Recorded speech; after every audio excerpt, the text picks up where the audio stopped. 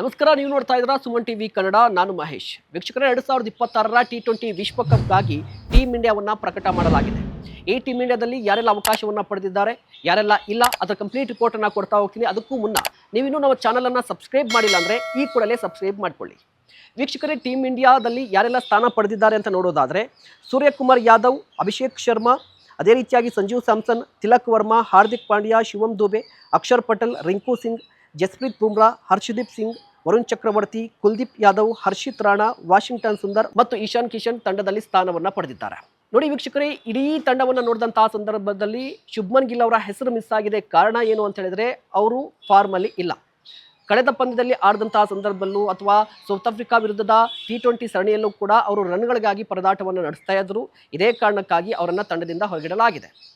ಅದೇ ಸಂದರ್ಭದಲ್ಲಿ ಇಶಾನ್ ಕಿಶನ್ ಕೂಡ ಈಗ ಟೀಮ್ ಇಂಡಿಯಾದ ಬ್ಯಾಕಪ್ ವಿಕೆಟ್ ಕೀಪರ್ ಆಗಿ ಎಂಟ್ರಿ ಆಗಿದ್ದಾರೆ. ಸೊ ತಂಡವನ್ನು ಮೇಲ್ನೋಟಕ್ಕೆ ನೋಡ್ತಾ ಇದ್ದಾರೆ, ಅಲ್ಟಿಮೇಟ್ ಆಗಿ ಚೆನ್ನಾಗಿ ಕಾಣಿಸ್ತಾ ಇದೆ ಆನ್ ದಿ ಪೇಪರ್. ಸೊ ಈ ತಂಡ ನಿಜವಾಗ್ಲೂ ಕೂಡ ಕಪ್ ಗೆಲ್ಲುತ್ತಾ, ಏನು ಅನಿಸ್ತಾ ಇದೆ? ಪ್ಲೇಯಿಂಗ್ 11 ಹೇಗಿರಬಹುದು? ಕಮೆಂಟ್ ಮಾಡಿ.